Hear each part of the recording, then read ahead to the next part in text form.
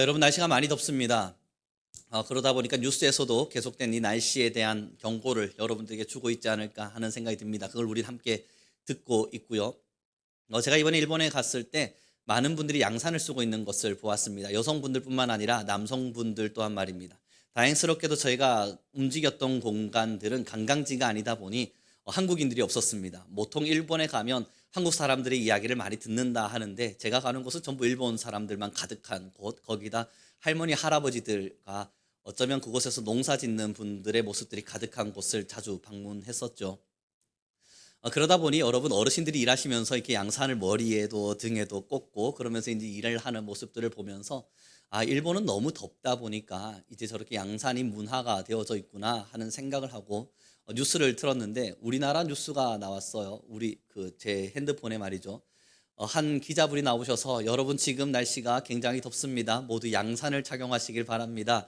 하면서 스스로 실험을 하면서 그 양산을 썼을 때 온도가 마이너스 10도에서 20도 가량 떨어진다는 것을 증명해내며 모두 양산을 쓰기를 하면서 남성분들도 여성분들도 양산을 쓰시되 양산을 구하기 힘들면 이제 구청에서나 동사무소에서 뭐 나눠주는 운동을 할 테니까 양산들 쓰십시오 하는 것을 뉴스로 보았습니다.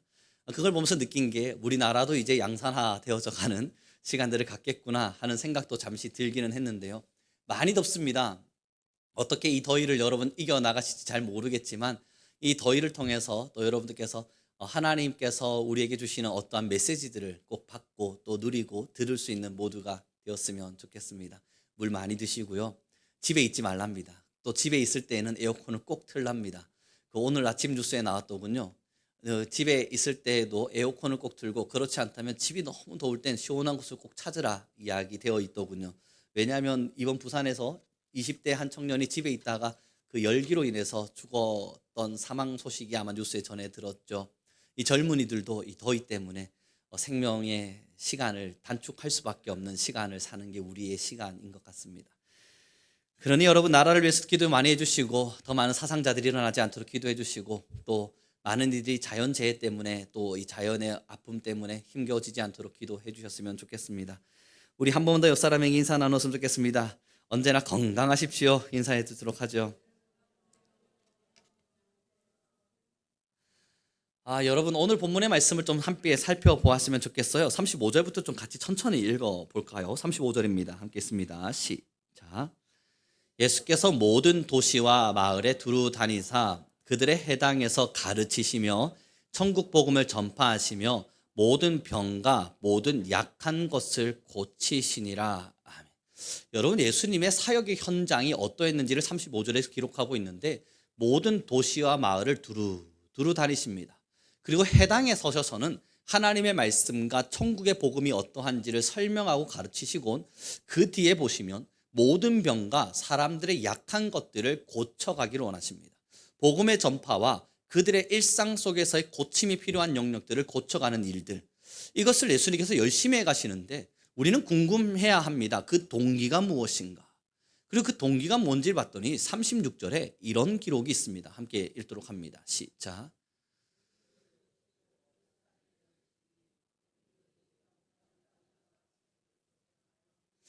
예수님께서 모든 도시와 마을을 두루 다니시며 복음을 전파하셨고 많은 자들의 약함을 고치신 동기, 이유가 뭔지를 봤더니 불쌍히 여김의 마음이 있었습니다. 무리를 보시고는 불쌍히 여기셨어요. 근데 그들이 왜 불쌍했는가 보았더니 명예와 돈과 혹은 권력이 없는 것이 아니었습니다. 어쩌면 권력과 명예만을 따진다면 예수님이 훨씬 더 처량하지요. 왜냐하면 목자의 아들이었습니다. 어쩌면 나사렛이라고 하는 참 볼품없는 지역의 사람입니다. 그리고 많은 사람들로부터 각광받고 주목받을 수 있는 비단옷을 입고 있는 것도 아닙니다. 그리고 그들을 따라다니는 제자들의 형태를 살펴보니 제자들이라 해봤자 기껏 세리와 어부들에 불과합니다. 똑똑한 지식인들이 제자가 되어 있는 것이 아니라 그 당시 천대받기 짝이 없는 하찮은 인물이라 불림받는 사람들이 그들의 제자입니다. 그리고 따라다니는 사람들은 누구인가 봤더니 시장통에 있는 사람들 같아요. 병들었고 아프고 힘든 사람들만 예수님을 쫓아다니고 있어요. 명예가 있거나 권력을 가진 사람들은 그곳에서 아무리 찾아봐도 눈 씻고 찾아봐도 찾아볼 수 없습니다. 그럼 여러분 진짜 불쌍한 게 누구냐고.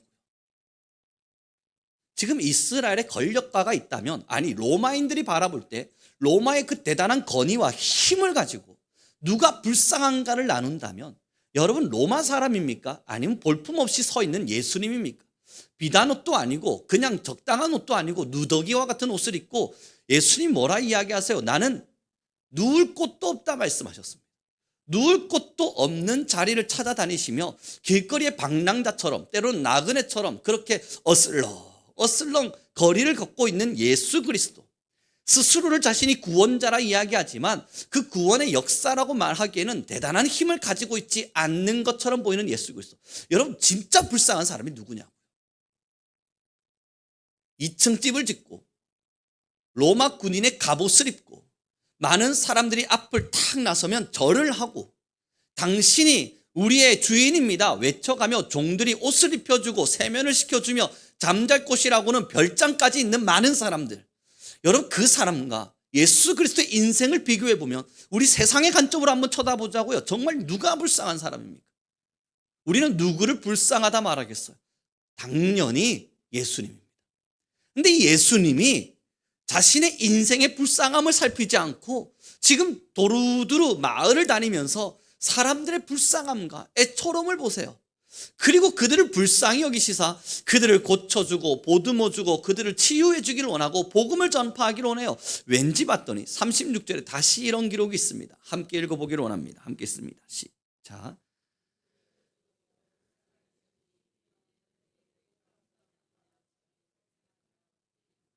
그 불쌍히 여긴 이유가 그들이 돈과 명예와 다양한 것들이 세상에서 누려야 될 것들이 없어서가 아니라 그 뒤에 뭐라 이야기하냐면 그들이 불쌍히 여김 받은 이는 왜냐하면 그들이 목자 없는 양과 같이 고생하며 기진해 있기 때문입니다.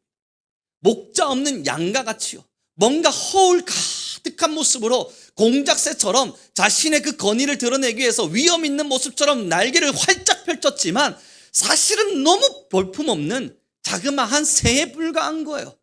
자신의 위엄과 아름다움을 자랑하려고 날개를 활짝 펼쳐봤자 그곳에 많은 눈동자가 있는 것처럼, 그래서 많은 적들에게 자신의 위엄을 보여주는 형태를 드러내봤자 여러분 진실은 작은 새에 불과한 거예요. 정말 보잘것없는 겁니다. 갑옷 뒤에 숨겨진 연약한 인생이 있었고 부유함의 자랑 뒤에 숨겨진 보잘것없는 인생의 걸음이 숨어 있었고 명예와 자신의 세상의 것을 가지고 난 이 정도를 가졌어 라며 소리치고 눈에 힘을 주고 살았지만 그 마음으로 들어가 보니 공허와 허무와 슬픔과 눈물만 가득했고 목자 없는 양과 같이 인생의 방황을 견뎌내지 못하고 있는 사람인 거예요. 그 허전함, 그 허무함, 그것을 감추기 위해 끊임없이 세상을 향해 달려가 보지만 허울 뿐이었던 겁니다. 예수님이 가만히 쳐다보신 건 그들이 이 세상 안에서 누리고 가지고 있는 손에 쥐고 자랑하고 있는 것이 아니라 그 본심, 그 마음의 중심, 그 심령 속에 있는 깊숙한 우울감과 슬픔과 눈물, 고독과 고뇌, 주인 없는 자와 같이 방황하며 나는 어찌 살아야 되는가, 어디로 가야 되는가, 내 인생은 왜 이런가 끊임없이 자책하며 살아내는 이 마음속 깊숙한 슬픔의 눈물, 그 자리를 주님은 주목하신 겁니다. 그리고 그들에게 뭘 하셨다고요? 부자되라 말씀하신 게 아니라 천국 복음을 설명하셨습니다. 진짜가 어디 있느냐? 너희의 이 인생의 허울뿐인 이 인생 속에 사마리아 여인과 같이 자신 스스로는 있는 것처럼 어깨에 힘을 주고 있지만 그럼에도 이 마음속에 슬픔으로 무너져 있는 이 마음이 어떻게 회복될 수 있는가, 그 본심을 드러내 보인 거예요. 여러분 제가 이번에 공항에 앉아 있었는데요, 제가 좀 빠르게 부산으로 올 수 있는 티켓을 구해서 이제 학생들은 먼저 그 후쿠오카 공항에서 구경하고 좀 놀 수 있는 시간을 주었어요. 왜냐하면 진짜 고생했거든요. 제가 볼 때 이 아이들 이제 다시는 문화 탐방 이런 거 한다면 안 오겠다 싶을 만큼 고생했는데 물론 마지막에는 은혜가 넘쳤습니다. 하루 정도 시간을 내서 후쿠오카 쪽 역 근처를 다니면서 너희들이 원하는 맛집도 먹고 해라 하고 자유시간이 주어지고 저는 비행기를 타고 그냥 한국으로 돌아왔습니다. 공항에 혼자 가만히 앉아 있었어요. 앉아 있는데 한 부부가 자녀들을 데리고 여행을 온 겁니다. 저는 일본인인 척, 아니면 중국인인 척, 아니면 동남아 사람인 척, 한국인이 아닌 척 가만히 앉아서 배가 고프니 편의점에서 샌드위치와 푸딩을 하나 사서 열금열금 먹으면서 그들의 대화를 듣고 있었는데요. 아빠가 아이한테 성질을 내는 겁니다. 야, 너 다시는 내가 너 여행 데려오나 봐. 그랬더니 아들 된 아이가 자기가 뭘 잘못했는지 잘 모르니까 뭐 멀뚱멀뚱 쳐다보면서 아빠가 왜 이러지? 라는 좀 당혹감을 감추지 못한 표정으로 가만히 쳐다보고 있었습니다. 그랬더니 옆에 있는 아주머니, 엄마겠지요. 아내 되시는 분이 남편을 혼을 내기 시작합니다. 아니, 애한테 왜 그래요? 그러니 아빠가 갑자기 엄마한테 화를 냅니다. 아니, 이런 건 아빠한테 맡겨놓던가 잃어버리지 않도록 해야지. 이걸 잃어버려 어떡해? 여러분, 경상도 사람들이요. 후쿠오카에서 비행기 타는 대부분은 다 경상도 사람들이었어요. 그 경상도 아저씨가 승진을 내니까 여러분, 저는 한국인이 아니어야만 했습니다. 민망했거든요. 그리고 뭘 잃어버렸나 봤더니 작은 기념품 같은 건가 봅니다. 뭔지는 제가 정확하게 알 수는 없었습니다. 그 대화만으로는 파악하기 힘들었으니까. 잃어버렸습니다. 그러니 아빠가 그런 걸 잃어버릴 거면 아빠한테 맡겨놨어야지 왜 그렇게 덤벙덤벙 대느라 잃어버리냐고 소리를 쳤습니다. 그리고는 다시는 여행 데려오지 않겠노라 겁박을 했습니다. 아이는 그런 눈물이 맺혀갑니다. 엄마는 그 아빠를 혼내며 이야기합니다. 우리끼리 오면 되지. 당신 안 데려오면 되지. 우리 뭐 자녀들하고 나만 오면 돼. 애 걱정하지 마. 아빠 빼고 오자. 가정의 분열을 보았습니다. 여행의 말미입니다. 제가 그걸 보고 느낀 건 이들이 몇 박 며칠의 여행을 다녀왔는지 모르겠지만 어느 시간 동안 이 즐거운 여행을 즐겼는지는 제가 잘 모르겠지만 결국에 이 아이의 마침표에는 아빠의 성냄이 있을 겁니다. 그리고 이 아비된 자의 마침표에는 부부간의 갈등이 기록될 겁니다.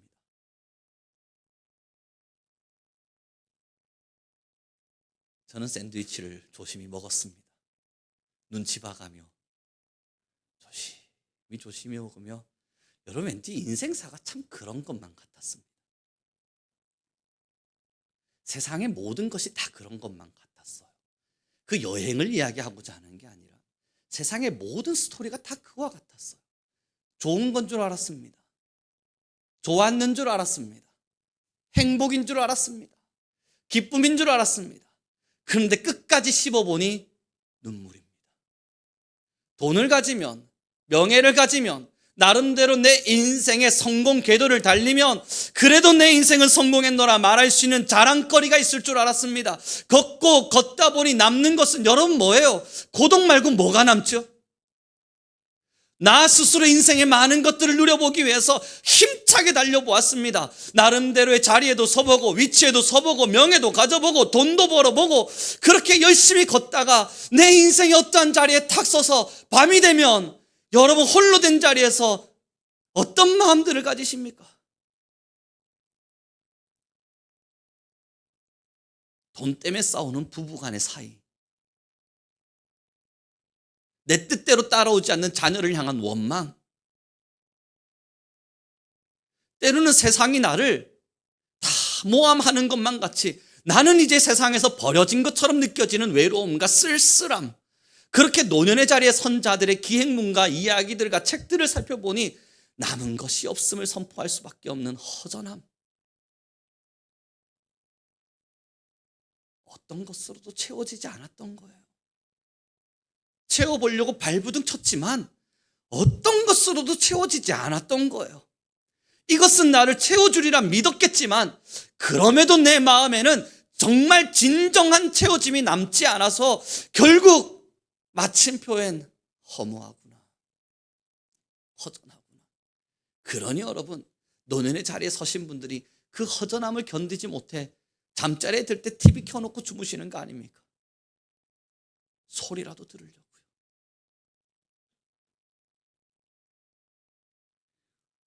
오늘 예수님이 주목하신 게 바로 그 현장입니다. 우리 다시 36절을 읽읍시다. 함께 읽겠습니다. 시작.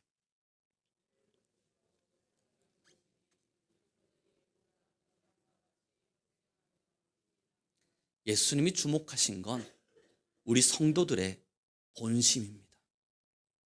세상의 것으로도 어떤 것으로 채워지지 않을 영적인 상태, 세상에 어떤 것을 가져도 절대 채워지지 않을 이 마음 깊숙한 곳에 자리하고 있는 그 마음, 그 병들어버리고 죄 묻어버리는 그곳 말입니다. 이것을 누구로 채울 수 있냐면 예수 그리스도뿐입니다. 그러니 여러분 37절의 고백을 우리는 읽을 수밖에 없네요. 함께 읽겠습니다. 37절입니다. 같이 읽도록 하겠습니다. 시작.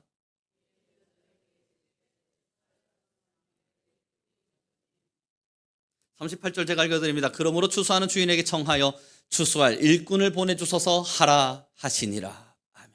여러분 지금 이게 무슨 이야기냐고요? 예수님이 쳐다보았어요. 세상을 살아보니 전부 힘들고 아프고 괴로운 마음을 가지고 살아요. 이건 돈이 없어서도 아니고 건강이 없어서 아닌 겁니다. 여러분 오해하지 마세요. 세상 사람들이 지금 기진하고 아파요, 힘들어요 라고 이야기하면서 많은 사람들이 힘겨워하고 있는 모습을 예수님이 주목하셨습니다 라고 이야기하니 그 사람들이 돈이 없었나 보구나, 그 사람들이 명예가 없었나 보구나, 그 사람들이 세상 안에서 정말 보잘것없는 인생을 살았나 보구나 생각하실 수 있는데 그게 아니라고요.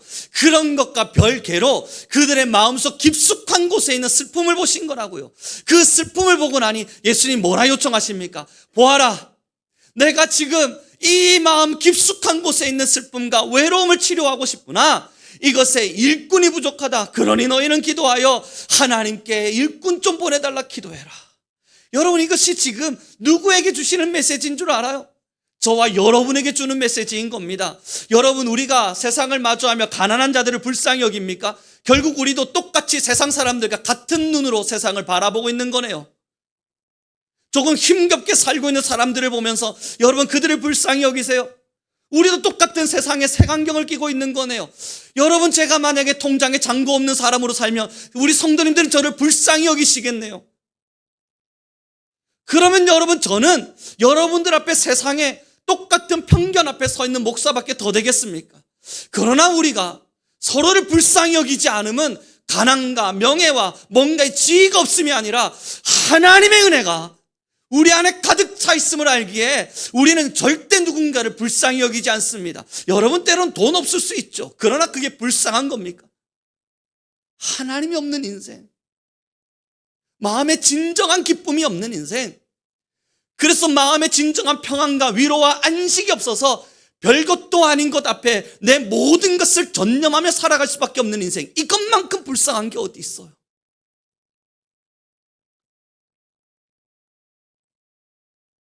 우리는 하나님을 누려요. 하나님이 내 안에 있어요. 하나님이 우리와 함께 하시고 천하 만물을 창조하시사 모든 것의 구원이 되신 예수 그리스도가 우리의 구원자이며 우리의 아버지 되셨고 그분이 내 안에, 내가 그분 안에 거함으로써 하나님이 주시는 놀라운 위로를 우리의 것으로 만들며 살아요. 여러분 그러니 울 일이 있다고요? 울 만한 일은 있겠지만 하나님의 위로가 있기에 견딜만 합니다. 세상을 살아가는 것에 있어 적당한 버거움, 육체 안에서의 적당한 힘겨움은 있겠지만 이 육체를 넘어선 영적인 기쁨이 있기에 늘 웃으며 살아갈 수 있는 것이 우리의 인생의 걸음입니다. 그리고 우리에게 하나님이 부탁하신 거예요. 일꾼을 보내달라 기도하라고요. 왜냐고요? 세상을 사는 이 기진하고 맥진에 있는 사람들, 기진맥진한 모습으로 결국 인생의 허전함을 채우지 못하는 사람들, 우리와 다른 걸음을 걷고 우리와 다른 인생을 살고 있는 누군가, 우리가 복음을 전해보고 하나님의 나라를 선포해보고 삶으로 하나님의 나라를 증명해볼 때 뭘 느끼십니까? 한계를 느낍니다. 더 필요하다. 나로서는 부족하다. 나 한 명으로서는 이룰 수가 없다. 나 하나로는 이것을 다 감당할 능력이 되지 않는다. 하나님, 여전히 이 세상 안에는 힘겨이 살아내는 많은 사람들이 존재하는데 저 하나로는 부족합니다. 저 혼자로는 도저히 어떤 것도 이룰 수가 없습니다. 그러니 주여 일꾼을 붙여주소서. 하나님의 사람들이 일어나게 하소서. 여러분, 우리 성민교회 지금 보십시오. 1번 기도 제목에 우리 교회와 한국 교회에 참빛이 되는 부흥이 있게 해달라 기도하고 있습니다. 왜요? 왜 부흥이 일어나기를 위해 기도합니까? 우리로선 부족하기 때문입니다.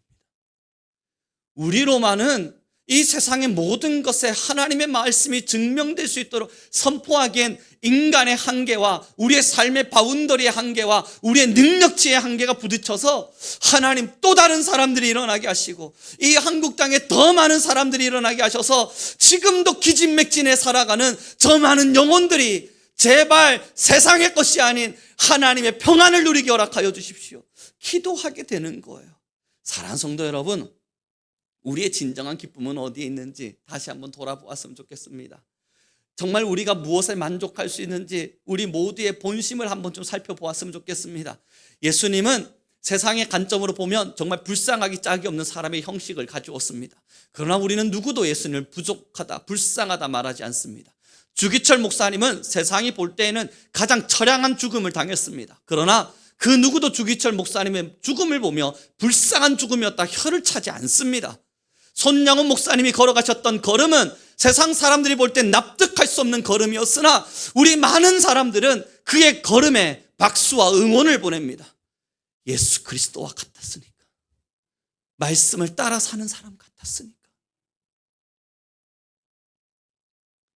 그리고 그들의 인생은 허망하지 않았습니다. 사랑하는 귀한 성도 여러분, 첫째입니다. 혹 우리 교회 성도님들 중에도 여전히 세상의 것이 채워지지 않음으로 인해 허망함을 느끼세요? 하나님만으로 만족함이란 이 아름다운 단어가 그저 책 속에 나오는 망상 소설과 같은 이야기처럼 느껴지세요? 예수 그리스도면 충분합니다 라는 이 아름다운 고백이 정신 승리를 이루고 있는 몇몇의 그리스도인들의 불쌍한 고백이라 정말 여러분 느껴지세요? 예수 그리스도 한 분이면 세상 무엇과도 바꿀 수 없는 가장 아름다운 가치라는 이 고백이 그저 교회 와서 한 번쯤 폼내느라 폼나는 나의 신앙을 증명하기 위한 작은 인생의 고백밖에 되지 않는다 느끼세요?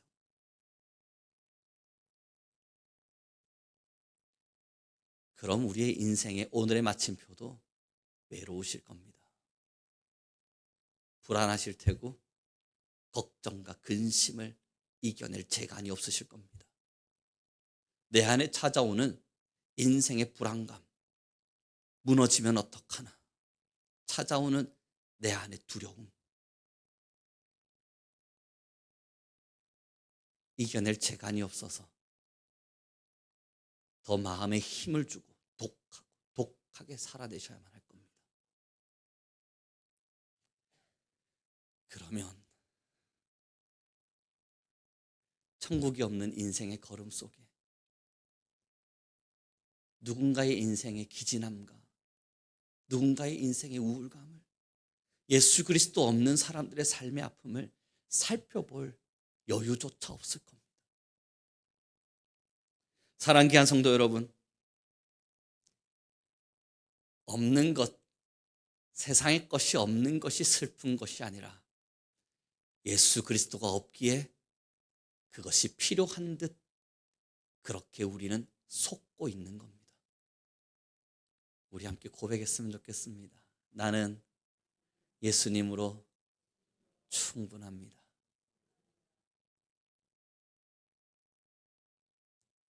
그리고 보는 거예요. 이 세상의 사람들의 삶을 보는 거예요. 난 이제 예수님이 들어왔어요. 내 안엔 예수님이 계세요. 예수님은 날마다 우리와 함께 하시며 임마누엘의 말씀을 주세요. 그 임마누엘의 말씀은 우리를 위로하세요. 임마누엘의 말씀은 날마다 살아갈 용기를 주세요. 그리고 세상을 보니 여전히 그 공허와 허무 속에서 아등바등 살아내고 있는 많은 사람들이 이 땅에 너무나 많은 거예요. 어떡합니까 하나님? 저들의 인생은 어떡합니까? 이 기쁨과 이 하나님이 주시는 위로를 느끼지 못하며 살아가는 저 사람들은 어떡합니까? 마음을 칠 때 나오는 기도가 뭐겠습니까? 주여, 제발 일꾼 좀 주십시오. 내 눈에 보이고 보이지 않든 뭐가 됐든 내가 보이지 않는 자리에서도, 내가 볼 수 없는 자리에서도 하나님의 사람들이 일어나 주의 말씀을 증명하게 하십시오. 그렇게 많은 사람들, 한 사람 한 사람들이 하나님의 나라를 세워가는 놀라운 역사가 제발 이 한국 땅에도, 이 성민교회 위에도, 이 지역 안에도, 나아가 온 열방 속에도 일어날 수 있도록 힘에 힘을 더하여 주십시오. 기도가 나오게 되는 겁니다. 축복합니다. 여러분들이 오직 예수님으로 충분하길 바랍니다. 여러분이 설교가 오해가 되지 않았으면 좋겠습니다. 그럼 세상의 것이 필요 없느냐? 아니라고요.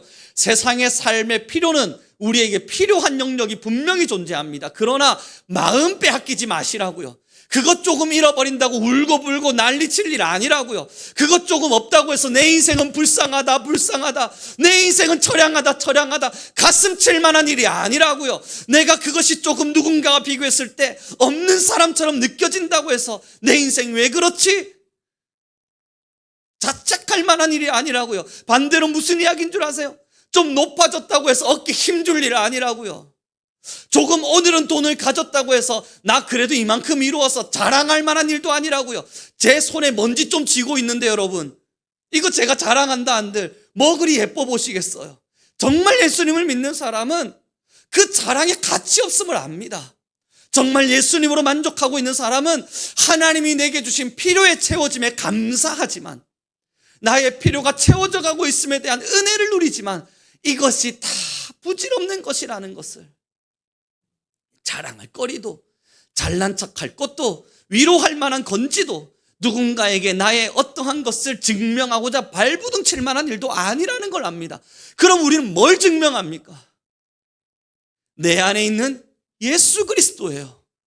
우리 서로 만나면 예수님으로 내가 얼마나 행복한지를 증명하는 거예요.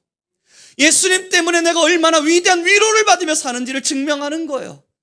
그리고 그렇게 살지 못하는 이들을 측은히 여기는 거예요.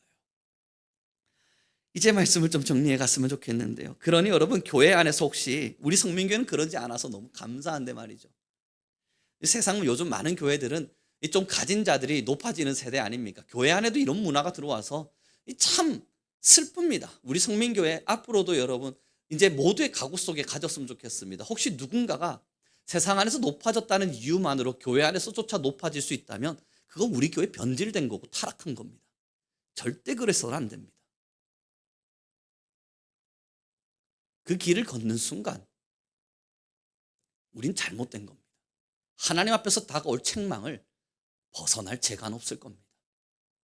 지금의 이 세상의 잠깐의 즐거움과 어떤 은혜를 누리고자 주님 앞에 섰을 때 부끄러움을 선택할 만큼 우리는 용기 있는 사람들이 아닙니다.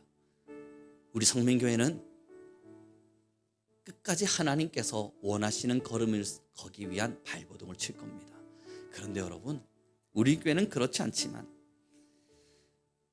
한 번씩 교회 이야기들을 듣고, 저도 이제 신학교에 있다 보니 신학생들이 사역하는 교회 스토리를 듣다 보면 참 측은합니다. 좀 가진 자들이 자기 잘난 척하면서 온갖 자랑하는데 정신없습니다. 그럼 그걸 듣고 있는 없는 자들은 자괴감에 빠지고 스스로 슬퍼합니다. 이게 얼마나 볼품없는 일이에요.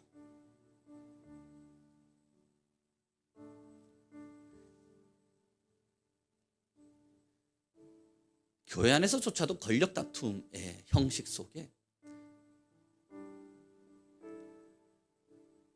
내가 기도를 좀 함이 권력이 되고, 내가 말씀을 조금 알미 권력이 되고, 내가 예물을 얼마나 드림이 권력이 돼서 그 안에서조차도 잘난 자와 못난 자를 구별하려 합니다. 성경은요, 잘난 자와 못난 자를 구별한 적이 없습니다. 약한 자와 도와줄 자를 구별했습니다. 성경은 너가 기도할 능력이 있거든 약한 자를 도우라 말했습니다.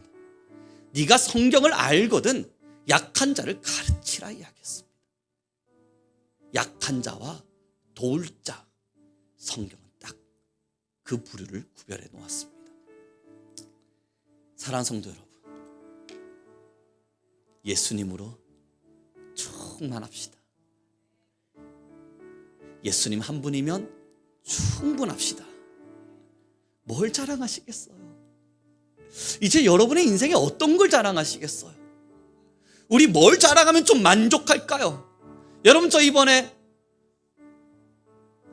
뭐 이렇게 시작하며 제 인생의 것을 자랑하면 여러분 만족하실 수 있습니까? 여러분, 제가 인생에서 어떠한 것을 이루었음을, 여러분 저 이런 거 이루었답니다, 고마워요, 이런 거 자랑하면 여러분 제 안에 있는 하나님이 보이세요?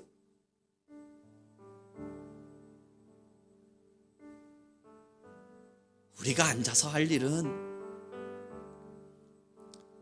여러분, 예수님이요, 이번 일주일에 순교제 탐방 속에 제게 눈물을 주셨습니다. 제 마음에 품어야 할 일본 사람들을 보게 하셨습니다. 제가 누구를 위해 더 기도해야 될지 처절하게 깨닫고 왔습니다. 내가 지금까지 누구를 위해 기도하지 못했는지 저의 교만함을 보았습니다. 제가 지금까지 어떤 하나님의 마음을 외면하며 살았는지 제 인생의 연약함을 보고 왔습니다. 하나님은 그렇게 제게 다시 한번 하나님을 위해 살 수 있는 기회를 주셨습니다.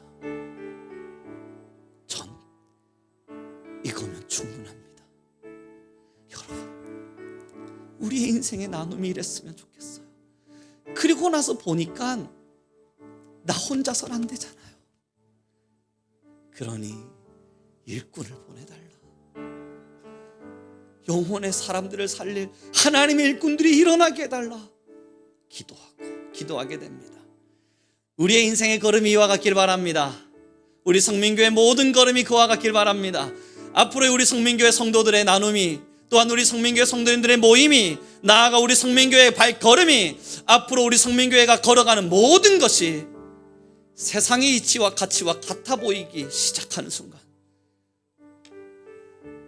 우리는 그 변질됨을 회복해야 될 겁니다.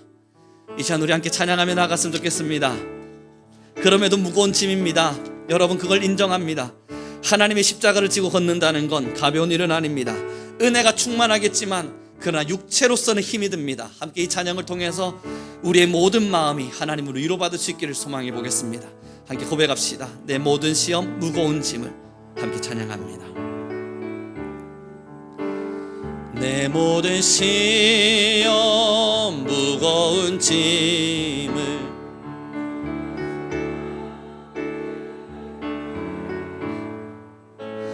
근심에 쌓인 날 돌아보사 무거운 짐을 나 홀로 지고 견디다 못해 쓰러질 때 불쌍히 여겨 구원해 주리 은혜의 주님. 내 모든 괴로움 닥치는 환난, 내 모든 괴로움 닥치는 화, 주 예수 앞에 아뢰이면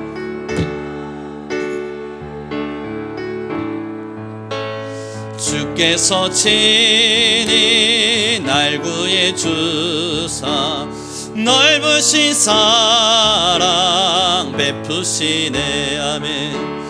무거운 짐을 나 홀로 지고 견디다 못해 쓰러질 때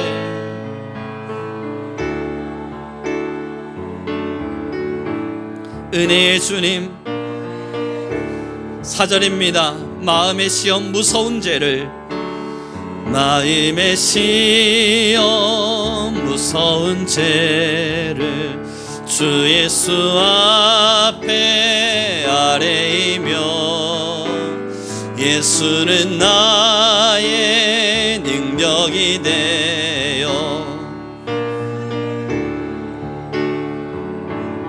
무거운 짐을 나 홀로 지고 견디다 못해 쓰러질 때 불쌍히 여겨 구원해 주리. 이 시간 우리 간절한 마음으로 기도하며 나아갑시다. 우선 먼저 기도할 것은 하나님, 내가 세상의 것에 대한 명예와 자랑 속에 나의 마음이 잠식당하지 않게 하여 주시고 온전히 주로 말미암아 만족하며 하나님으로 충만한 우리 모든 그리스도인들이 되게 하여 주소서. 하나님의 사명, 하나님 주신 은혜, 복음의 가치가 우리 모든 자들의 마음을 장악하게 도와주소서. 우리 주여 한번 부르시고 간절히 기도하며 나아갑니다. 주여